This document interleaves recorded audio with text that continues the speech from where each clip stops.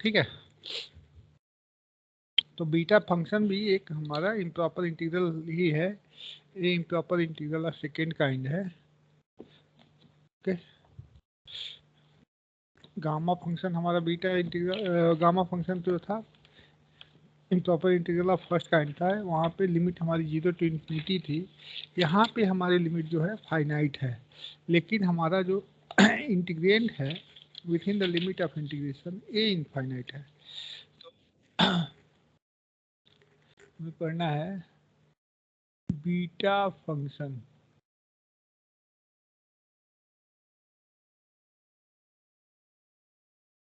Beta function. Okay, तो किसी ने पढ़ा है beta function? It is also known as Euler integral of first kind, Euler integral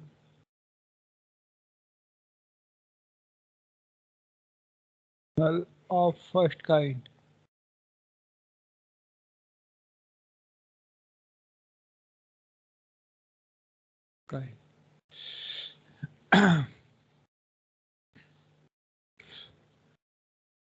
ये हमारा डिफाइन होता है the beta function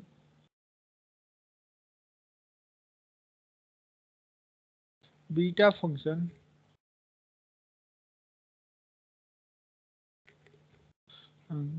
of m n end of m and n is denoted by beta of m n and defined as, इसको हम एक काम करते हैं, थोड़ा सा इसको जूम कर देते हैं।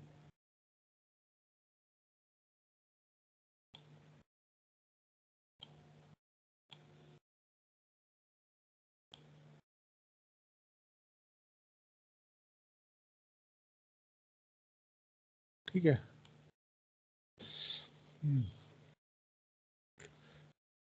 डिनोटेड बाय, इसको हम ऐसे मिटा देते हैं और लिख देंगे यहाँ पे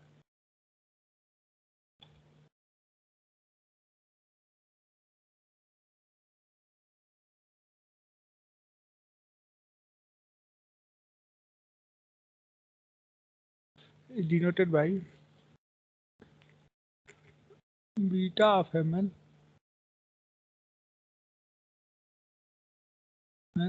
and defined as beta of mn is equal to integral 0 to 1 x to the power m minus 1 1 minus x to the power n minus 1 dx। ठीक है, where m greater than 0 and n greater than 0। This is your beta function। Hello hello class. अब इसकी हम सब properties पढ़ेंगे कि properties of beta function.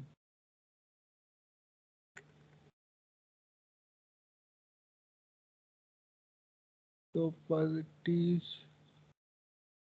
Of beta function, beta function.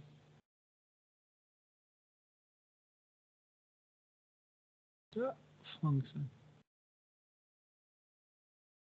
तो पहली प्रॉपर्टीज है कि ये अपने आर्गुमेंट में सिमेट्रिकल होता है।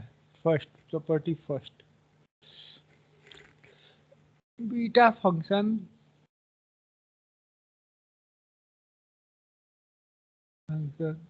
Is symmetrical in their argument, in their argument।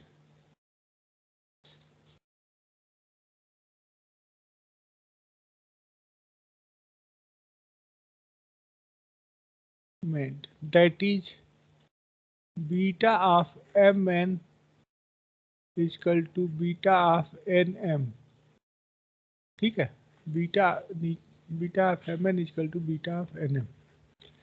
थोड़ा दिख नहीं रहा तो हम नीचे लिख देते हैं, that is beta of mn is equal to beta of nm. Okay, hello class. अब हम इसको प्रूफ करते हैं. हमारे पास है, we know that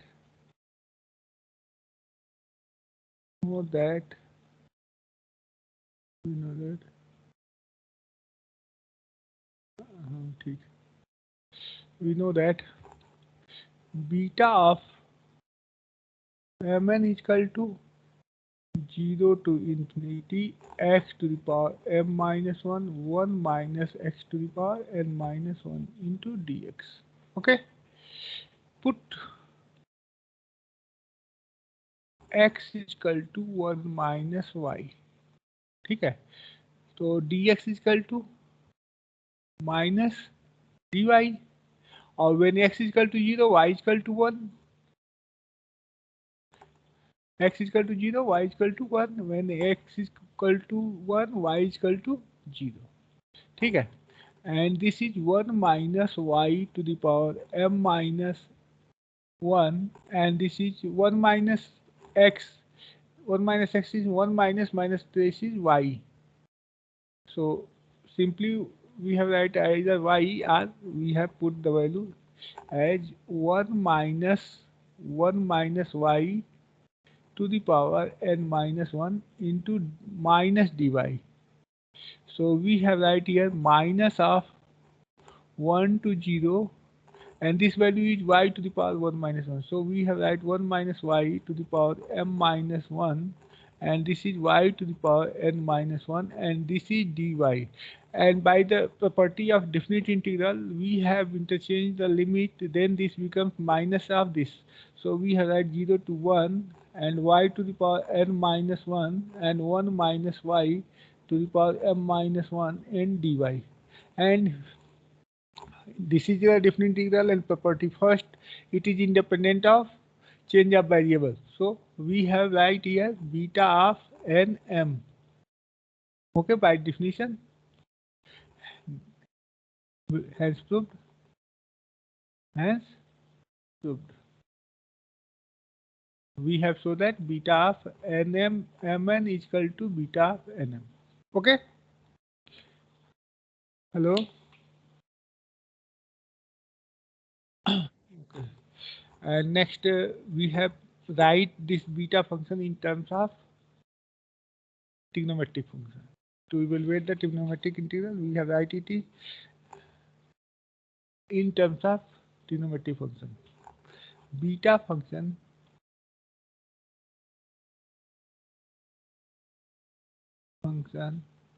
in terms of trigonometric function.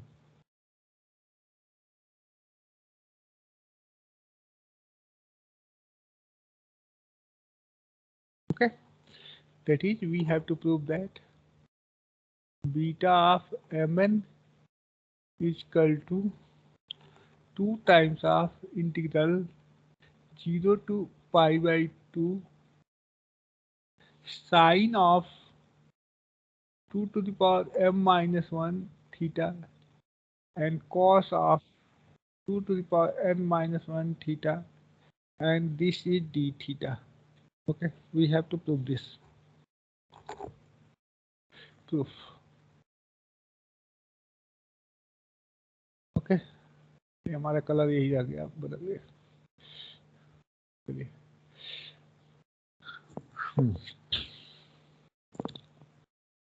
तो वी नो दैट, हम इसको ले लेके चले. We know that beta of m n is equal to 0 to 1 and x to the power m minus 1, 1 minus x to the power n minus one into d x.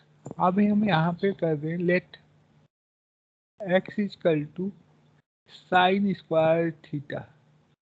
Okay, so 1 minus x is equal to 1 minus sine square theta is equal to cos square theta and dx is equal to 2 sin x 2 sin theta 2 sin theta then cos theta differentiation of this. And when x is equal to 0, when x is equal to 0, theta, sin square theta is equal to 0, that is sin is equal to 0, that theta is equal to 0. When x is equal to 1, sin square theta is equal to 1, so sin theta is equal to 1, so theta is equal to what? Pi by, okay, hello,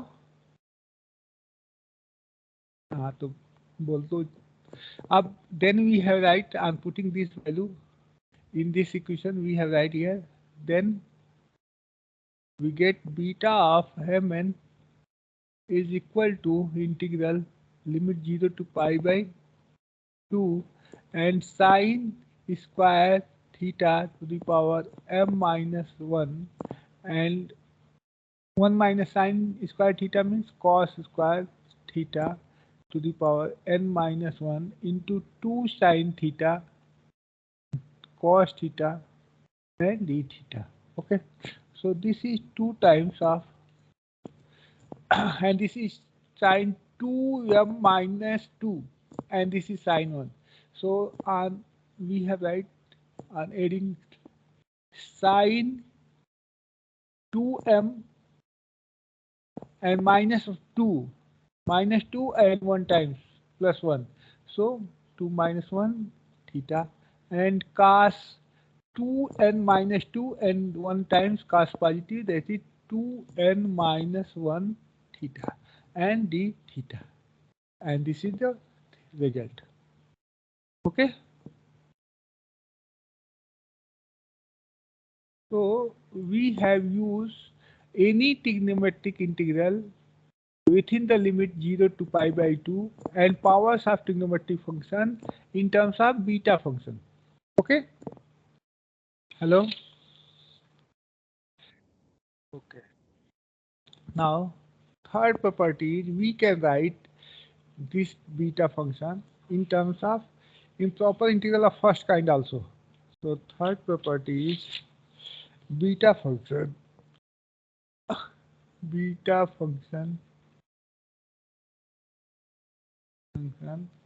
as a हमारा second kind का है improper integral, तो beta function as integral of as improper integral of first kind, as improper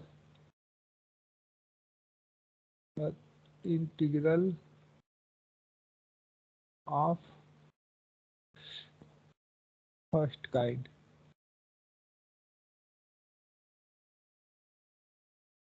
ठीक है, we have right that is beta of mn is equal to improper integral of 0 to infinity x to the power m minus 1 integral है and 1 plus x to the power m plus n into dx. Okay तो हम proof इसका करें तो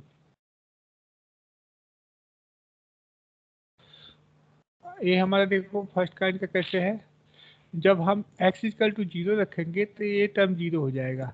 तो अगर यम हमारा positive है 1 से कम है तो ये निगेटिव में आएगा, डिनोमिनेटर में आएगा। तो डिनोमिनेटर में x हो गया तो x जब 0 होगा तो पूरा टर्म इनफाइनाइट हो गया। वैसे ही x अगर 1 होगा तो 1 माइनस 1 ये 0 होगा। और पावर हमारा क्या है, n अगर हमारा 1 से कम है तो भी ये निगेटिव में आएगा, तो इसलिए इनफाइनाइट होगा। तो within the limit of integration integrand becomes infinite, so it is a improper integral of second kind। तो लिख भी देते हैं it is improper integral of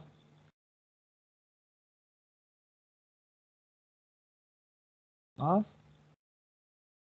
second kind. ठीक है, हेलो, ओके। तो अपना थर्ड प्रॉपर्टी ये है। So now we know that beta function is written as, we know that beta of mn, we know that beta of mn is equal to 0 to 1, and यहाँ पे हमें x लाना है तो हम यहीं पे बदल लेते हैं, दूसरा वेरिएबल ले लेते हैं, y to the power m minus one, 1 minus y to the power n minus one dy। Okay, तो चलिए अब यहाँ पे पुट कर लेते हैं एक वैल्यू। हमने ले लिया transformation y is equal to x upon 1 plus x upon 1 plus x। ठीक है, तो dy क्या हो जाएगा, 1 माइनस वाई क्या हो जाएगा, देखिए तो 1 माइनस वाई हो जाएगा 1 minus x upon x plus one. तो ये हमारा हो गया x plus one minus x upon x plus one. ये हो गया हमारा 1 upon x plus one. Okay, अब dx क्या हो जाएगा हमारा, हाँ dy हो जाएगा ये हमारा डिनोमिनेटर 1 प्लस एक्स का होल स्क्वायर। ठीक है, 1 plus x denominator and differentiation of numerator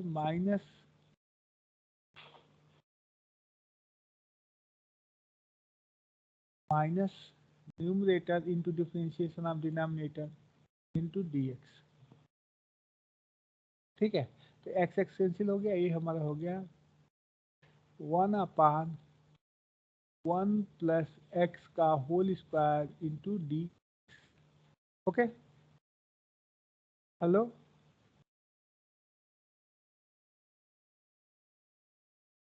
यहाँ पे एक्स नहीं लिखना पड़े, यहाँ पे हम लिख सकते हैं एक्स डी एक्स, यहाँ पे भी लिख सकते हैं डी। ठीक है, तो this value d x upon this. अब लिमिट के बारे में देखते हैं।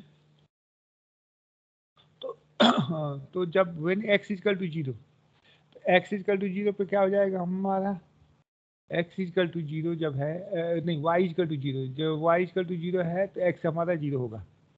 ठीक है, when y is equal to zero then x is equal to, okay. देखिए यहाँ से y जीरो हो गया तो इसको मल्टीप्लाई कर देंगे तो zero into one plus x zero हो गया, और x तो जीरो हो गया। अब y इजकल टू जब वन है तो y इजकल टू वन है तो ये हमारा हो जाएगा 1 plus x is equal to x.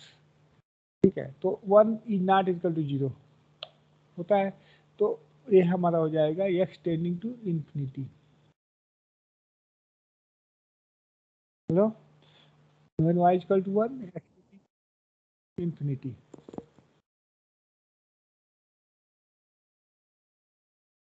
चलो ठीक है, देखिए इसको हम इधर ला दीजिए, यहीं से इस वाले टर्म में एक्स, तो हम इसको लिख सकते हैं x plus one is equal to one upon one minus y, लिख सकते हैं। तो जब y वन होगा तो ये वैल्यू पूरी क्या हो जाएगी, इनफाइनाइट हो जाएगी। इनफाइनाइट में वन जोड़ोगे तो भी इनफाइनाइट हो जाएगा, तो एक्स हमारा इन्फिनिटी को टेंड किया।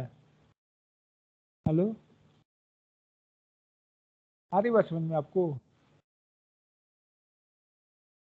तो इसको हम यहाँ से मिटा देते हैं। चलिए, तो अब हम लिख सकते हैं then beta of m n written है, लिमिट हमारी हो गई 0 to infinite and x to the power, ये हमारा है एक्स अपान 1 प्लस एक्स। तो ये पूरे का पावर हमारा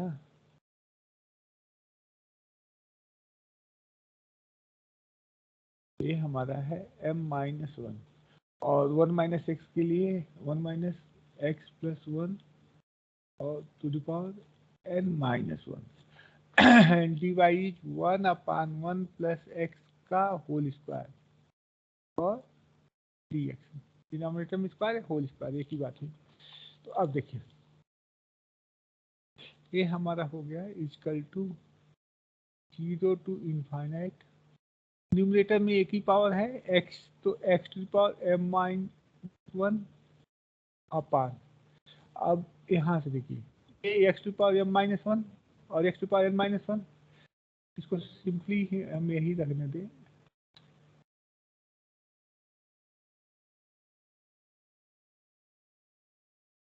तो ये हमारा हो गया 1 plus x to the power, ये हमारे m plus n minus 2, m plus n minus 2, और ये हमारा plus 2, m plus 1, and this is dx. Okay, so we have proved that this is beta of mn in terms of improper integral of first kind, that is integration limit becomes infinite. So we have used beta integral to solve the limit as infinity also. Okay. Hello.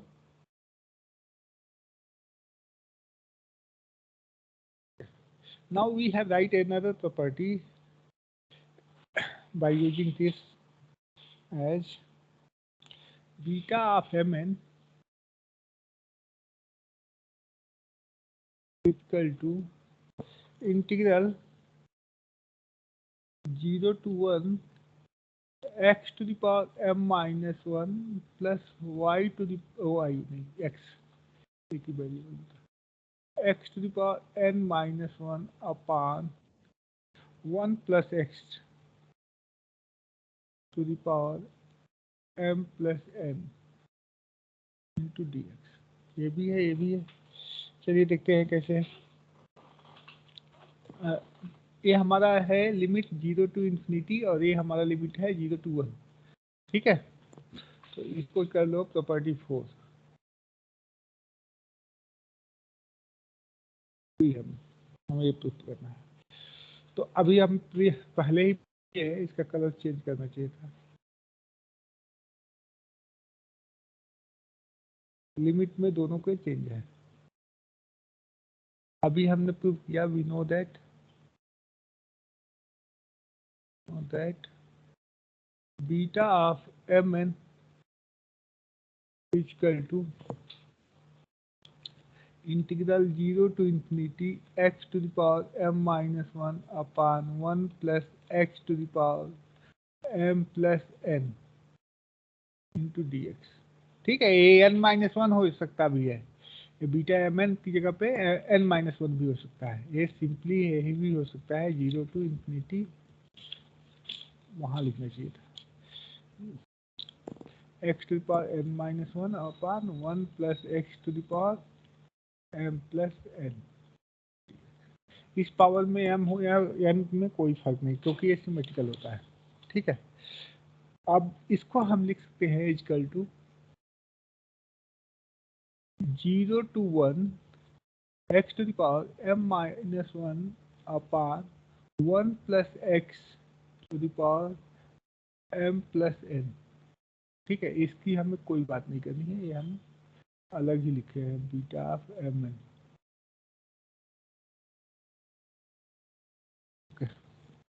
Plus 1 to infinite x to the power m minus 1 upon 1 plus x to the power m plus n into d x. Okay, अब इस वाले integral को हम लेते हैं second integral को।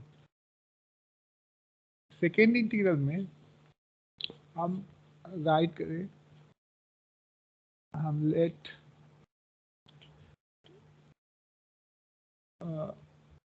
let us consider 0 to infinity x to the power m minus 1 upon 1 plus x to the power m plus n dx। अब यहाँ इसमें हम पुट करते हैं, put x equal to 1 upon y, x equal to 1 upon y, so dx equal to minus 1 upon y square dy। Okay, अब when x equal to 1 y equal to 1, when x is equal to infinity, y is equal to 0. Okay, रखे इसमें। तो ये हो गया हमारा 1 to infinity, ठीक है, और y to the power 1 upon y to the power m minus 1 and 1 upon 1 plus y to the power n। इसको हम रखें तो ये हो जाएगा हमारा 1 plus x is equal to y plus 1 upon y, ठीक है, y plus 1 upon y, 1 plus y, so 1 y upon 1 plus y, so we have write y plus 1 upon y to the power m plus n into minus of 1 upon y का square into dy.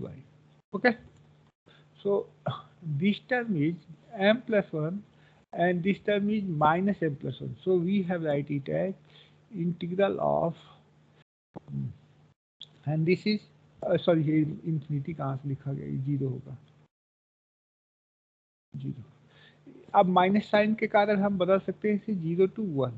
Okay, अब ये हमारा 1 plus y to power m minus 1 है और ये हमारा 1 to power y to power m है, तो y to power m y to power m cancel हो गया और एक हमारा ये चला जाएगा ऊपर, so this is y to power n minus 1 upon y plus 1 to power m plus n, ठीक है, न्यूमरेटर वाले टर्म, और minus of this minus of 1 plus y to power, ये वैल्यू हमारी इसी में आ गई। Okay, hello, and d y, तो वी हैव राइट, यहाँ से देख सकते हो, यहाँ से हो जाएगा 1 upon y to the power ये लिख रहे हैं, तो ये हो गया हमारा y to power m plus n, sorry ये हमारा है एम माइनस 1, एम माइनस 1, और ये हमारा जाएगा तो माइनस टाइम में जाएगा, minus of m minus of n, 1 plus n negative,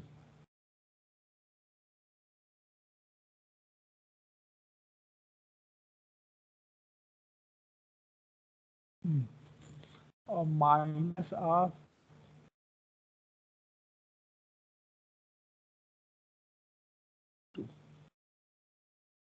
ठीक है, तो ये हमारा टोटल हो गया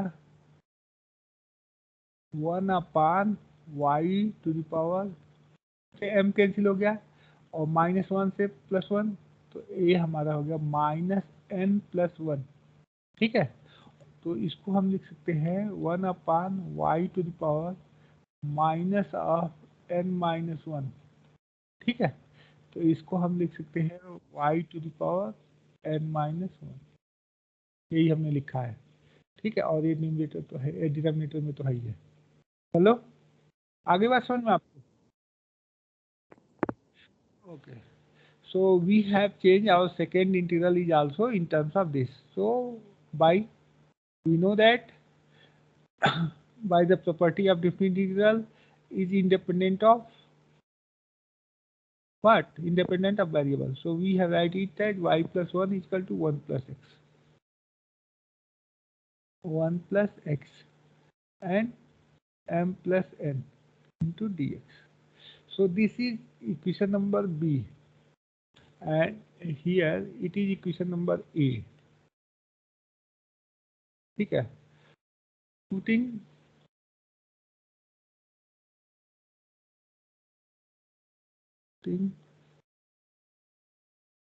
the value of second integral of A from B, क्या इसे सीधे लिख देते हैं फ्रॉम A एंड B, ये हमारा क्या था, integral 1 to infinite x to the power n minus 1 upon 1 plus x to the power m plus n dx, so from A and B, so from A and B we get beta of mn is equal to integral 0 to 1 x to the power n minus 1 m minus 1 या n minus 1। क्या था ये हमारा m था कि n था? ये हमारा m था, ये हमारा m था, ये हमारी m था। यहाँ पे m x to the power m minus 1 upon 1 plus x to the power m plus n dx plus integral 0 to 1 x to the power n minus 1 upon 1 plus x to the power m plus n into dx। तो दोनों हमारे same है, integrand में value same है, तो ये हमारा गिर जाएगा 0 x to the power m plus m minus 1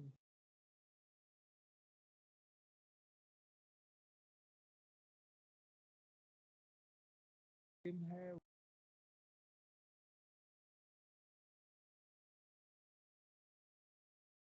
n minus 1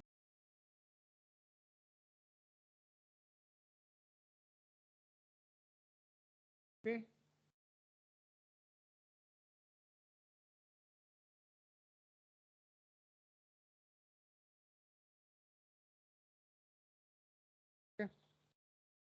so these are the properties of beta function. Now we want to find the relation between these two beta and gamma functions. So relation between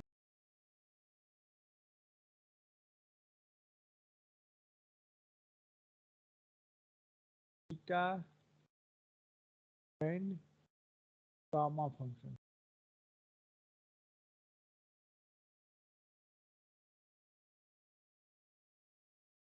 This relation is known as beta of mn equal to gamma of m gamma of n upon gamma of m plus n. This is the relation. We have to prove this. So now we have to. Okay. So we have there are many ways to prove this integral. We have taken a simpler one part and we have write it as। तो हम इसे prove करेंगे। एक second.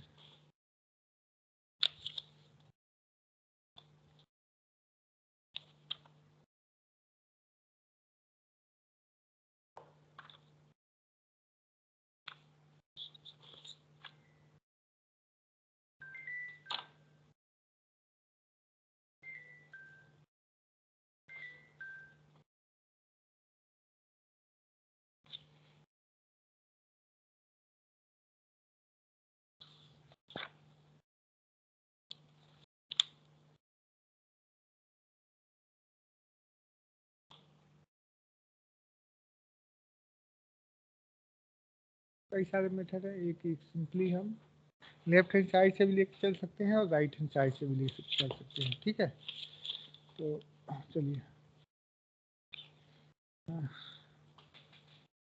हम इसको लिख सकते हैं लेफ्ट हैंड साइड नहीं, हम राइट हैंड साइड लेते हैं।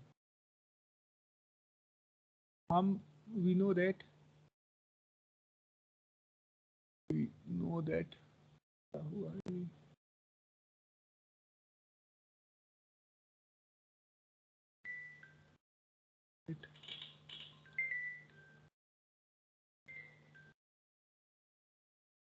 gamma of m is equal to gamma of m is equal to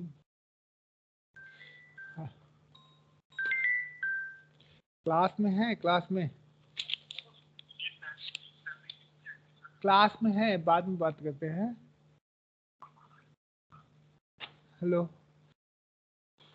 class, कल हमने एक फार्मूला प्रूफ किया था आपको, gamma of m equal to 2 times of integral 0 to infinity e to the power minus x square and x to the power 2m minus 1 into dx। okay, hello।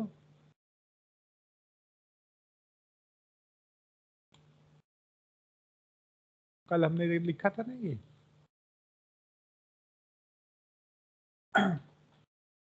और इसे ही हमारा gamma of N के लिए भी हो जाएगा। Gamma of n equal to 2 times 0 to infinity. अब यहाँ पे वेरिएबल बदल देते हैं, e to power minus y square, ठीक है, e to power minus y square और y to the power 2n minus one into d y, ठीक है। अब इसको हम दोनों को मल्टीप्लाई कर लेते हैं। ये हो गया हमारा gamma of m into gamma of n equal to 2 times of this and 2 times of this, that is we have right 0 to infinity e to power minus x square x to power 2m minus one dx and 2 times 0 to infinity e to power minus y square y to the power 2n minus 1 dy। अब 2 to मिलके 4 और ये हमारा integral double integral 0 to infinity 0 to, और ये हमारा e to the power minus x square और plus y square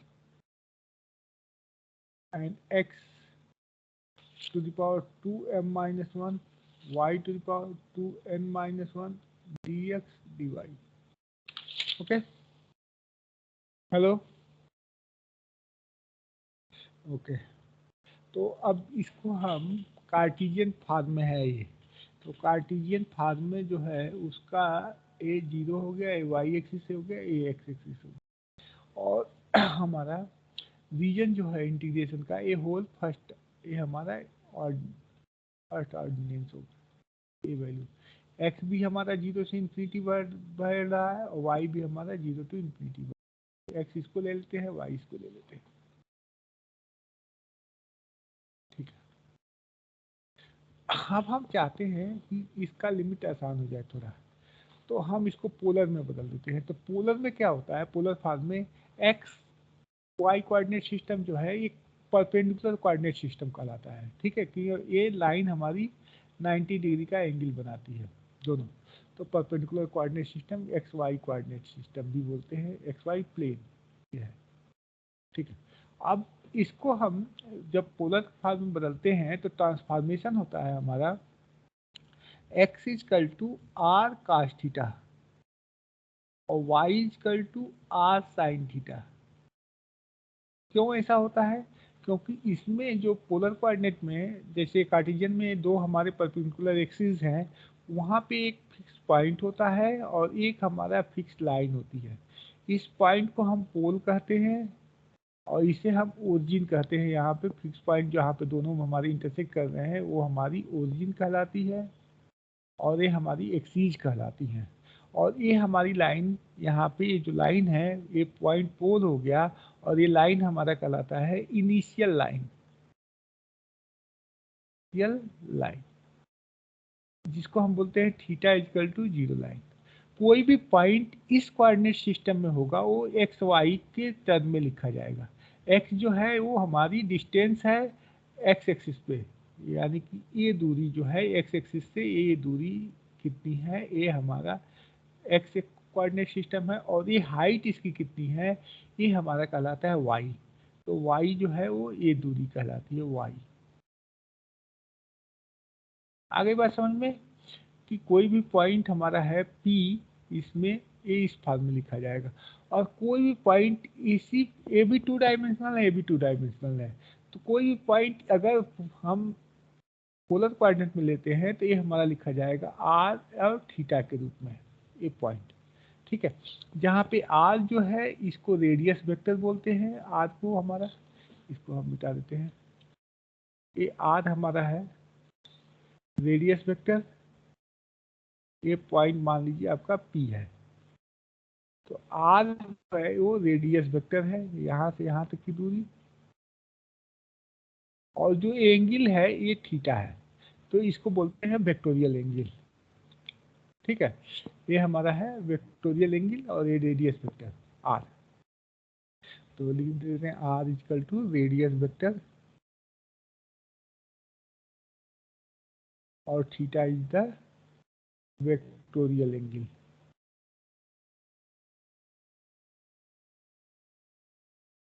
ठीक है, अब इससे इसमें जा सकते हैं और इससे इसमें भी आ सकते हैं। ठीक है, हेलो हेलो क्लास, ये इसको हम बोलते हैं polar coordinate system, polar system, और ये हमारा कार्टेशियन सिस्टम।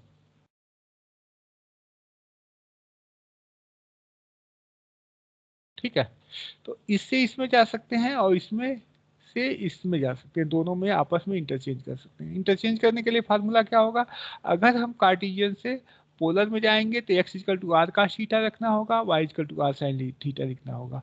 और अगर हम इसमें से इससे जाते हैं तो वहां पे हमारा ट्रांसफॉर्मेशन हो जाएगा r equal to x square plus y square to the power 1/2, और थीटा हमारा कैलकुलेट होगा tan इनवर्स y/x है। ठीक है, तो हम एक, अगर हमें कार्टेशियन सिस्टम मालूम है तो इससे पोलर में जा सकते हैं बाय दिस फार्मूला, और अगर हमें पोलर मालूम है, कार्टेशियन मालूम है, तो पोलर में जा सकते हैं by this formula. Okay, hello, तो हमें एक कार्टेशियन सिस्टम में मालूम है, इसको हम आसानी से इस सिस्टम में जा करके हम सॉल्व कर सकते हैं। ये अलग है इसका, तो हम इसको यहाँ पे लाइन खींच देते हैं, इससे हमें अभी कोई लेना देना है, क्योंकि हमने पिछले बार भी इग्नोर किया था, इसलिए हमने अभी बता दिया आपको। ओके, कोई डाउट इसमें? नहीं। अब देखिए ट्रांसफॉर्मेशन ये क्यों लग रहा है, यही दोनों सेम है पॉइंट। हमें चाहिए किसमें, हमें चाहिए पोलर कोऑर्डिनेट में। तो पोलर कोऑर्डिनेट में हमारा होता है,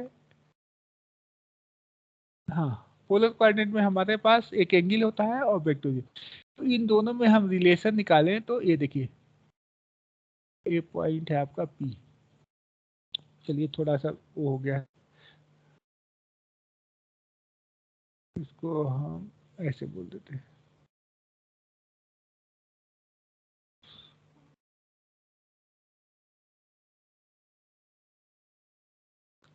ये हमारा पॉइंट पी है। ओके, तो अब इसको हमें आर थीटा पॉइंट अगर है ये, तो ये लेंथ हो जाएगी आर और ये एंगल हो गया थीटा। तो यहाँ से जो एक्स है, एक्स क्या हो जाएगा, x equal to r cos theta, और वाई जो है ये आर साइन थीटा। ठीक है, समझ में आ गया ये ट्रांसफॉर्मेशन? हेलो हेलो, अब देखो, पूरा कवर करने के लिए इसको हमें क्या करना होगा, थीटा को हमें बैरिज कराना होगा यहाँ से यहाँ तक। ठीक है, तो कहाँ से कहाँ तक, theta is equal to zero line है ये, और ये theta is equal to y axis को 90 डिग्री कहते हैं। तो थीटा को हमें 90 डिग्री तक बैरिज कराना होगा, और पूरा कवर करने के लिए रेडियस स्पेक्ट्रम को कितना कवर कराना होगा, जीरो से लेकर के इनफाइनाइटली ये लार्ज होगा। ठीक है, तो इस केस में हमारा आ जाएगा, तो r varies from zero to r tending to infinity. ठीक है, और theta varies from zero to theta to पाई/2। तो ये पूरा हमारा रीजन जो है एक्स टू इंफिनिटी और y x to infinity cover हो जाएगा। ठीक है, अब यहाँ पे हम देखते हैं कि यहाँ पे x square plus y square जो है, दोनों को ऐड करें तो ये हो जाएगा हमारा आर स्क्वायर। ठीक है, x square plus y square equal to r square, और डी एक्स डी वाई जो होता है हमारा हो जाता है डी एक्स डी वाई। ये हमने पिछले लेक्चर में बताया था कि आर डी थीटा हो जाता है। ठीक है, जब ट्रांसफॉर्म करते हैं। तो चलिए हम इसको लिख सकते हैं, अब इस इंटीग्रल को हम लिख सकते हैं, therefore gamma of m and gamma of n in polar coordinate it as theta varies from zero to what, theta varies from 0 to pi/2, or r varies from 0 to infinity, and theta varies from 0 to pi/2. Okay, अब e to the power minus x square plus y square is r square. Okay, and x is equal to r cos theta, r cos theta 2m minus 1, and y is equal to r sin theta and 2n minus 1. ठीक है, and dx dy is r dr d theta. Okay, hello, okay. तो अब हम इसको लिखें यहाँ पे, तो ये हो जाएगा हमारा हेलो, क्या बोल रही हो? किसमें? फोर, हाँ फोर, फोर, हाँ फोर छूट गया है, ठीक। हर बार ज्यादा सेंसिटिव हो गया ये काम करने लगा। हो जाता है फोर।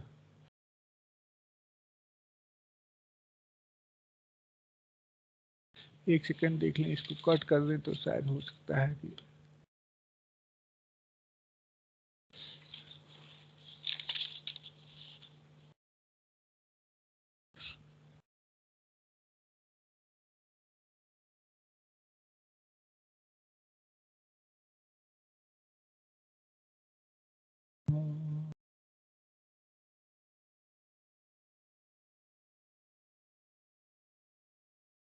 हम्म, फिर भी ये काम नहीं कर रहा।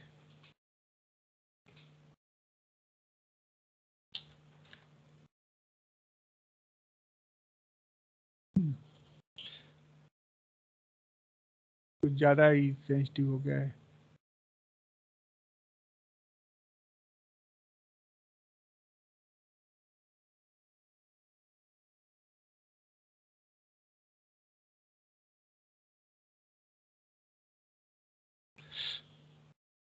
तो चलिए सिंप्लीफाई कर रहे हैं ये, तो ये हमारा हो गया 4 टाइम 0 to π/2, और ये हमारा 0 to ∞।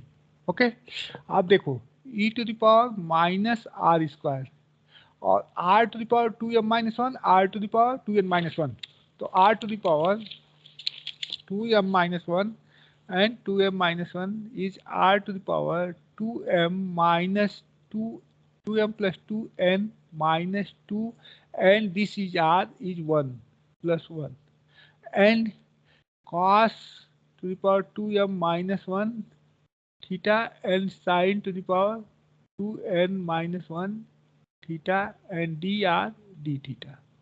Okay, we have write it as 4 times of 0 to π/2,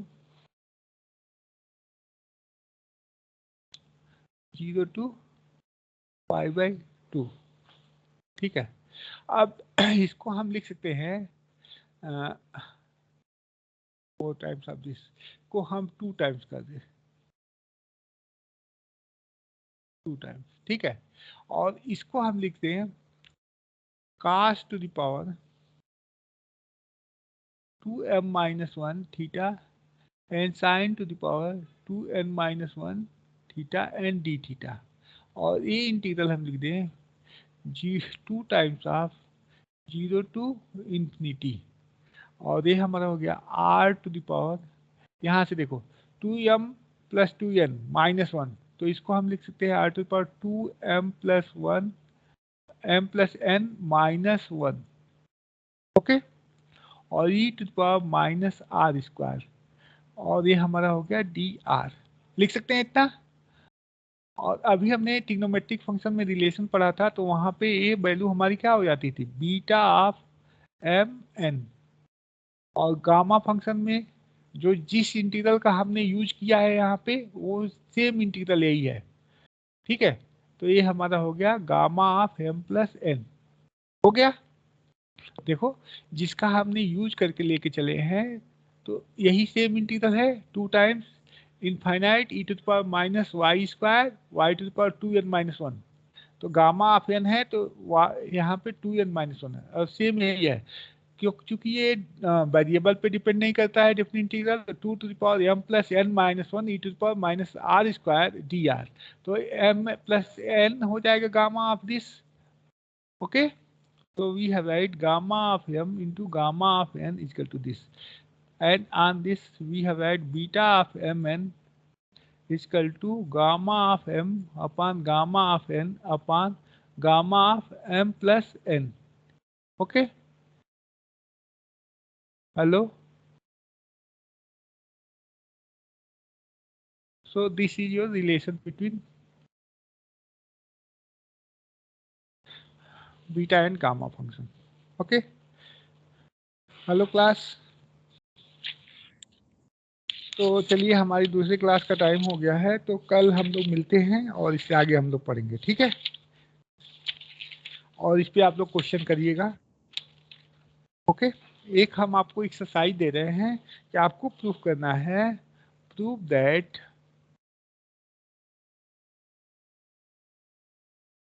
eight 0 to pi by 2 sin